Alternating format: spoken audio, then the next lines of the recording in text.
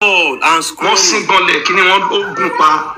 And they came and started to ride the messenger of Allah. Àwọn kan bá di tán Muhammadu mú lápá ọ̀tún, wọ́n dì mú lápá òsì. Muhammadu bá dáwọ́ tẹ̀lẹ̀ wíbá irú.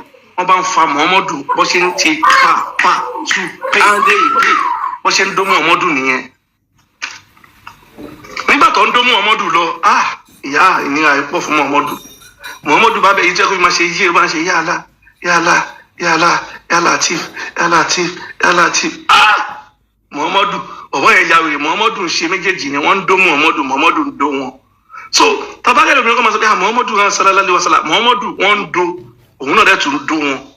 Nǹkan tá máa sọ nìyẹn pé ìwọ tó fẹ́ sọ nípa Muhammadu ṣó mọ wọn kínní àbí abẹ́ ẹ̀mọ́ ẹ̀fẹ́ sọ síta. ms gbé sókè ẹ jẹ́ a lọ. ms àgbọ̀ o.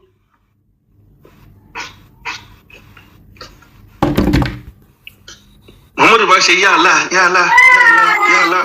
So and they came and started to ride the messenger of Allah. Báwọn kan ṣe ń gbé sí Muhammadu létí lọ, wọn kan ń gbé sí lẹ́nu, wọn kan ń gbé sí ìdí, bó ṣe ń fún wọn. And the prophet of Allah began to recite to them. Muhammadu bá bẹ̀rẹ̀ sí ní ṣe yá Allah. And they started to move closer and lean around me. Ẹ má gbàgbé pé Muhammadu dáwọ́ tẹ̀lé, wọ́n ti fa ìtún ẹ̀. Muhammadu bá ń fọwọ́ ń lọ síbi tá Abdullahi wà, wíbá irú style lọ fún. And I become intensely terrified of them. Muhammad, arákùnrin ara ti ní ó ti wí kí lélẹ̀ bó ṣe ń gbọ́ sound Muhammad, yá Allah, yá Allah, yá Allah, yá Allah, yá Allah.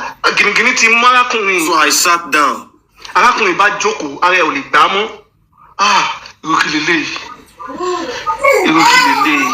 And when the morning light broke, nígbà tílẹ̀ máa mọ́ wọn dó Muhammadu tílẹ̀ fi mọ́ ni. They began to go away. Àwọn àlùjọ ní ìbá ń dọ̀fẹ́lẹ̀ ọ̀hún bá ń lọ.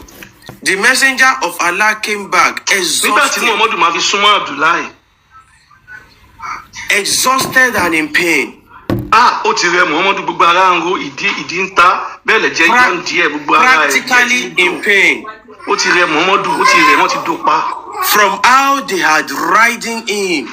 Nípa bí wọ́n ṣe dó Muhammadu, wọ́n dó níwájú, dó lẹ́yìn, dó lẹ́nu, dó létí, dó ní Muhammadu bá ń wí pé. Indeed, I am exhausted. Wọ́n ti dó ayé òun bàjẹ́, ó ti rẹ̀, wọ́n ti dó òun pa. Then the messenger of Allah put his head on my lap. Muhammadu bá gbórí sí tán Abdullahi. And the scrawny ones come with tall white garments on. Pẹ̀lú aṣọ funfun, wọ́n tún dé pé wọ́ níbi lẹ́yìn.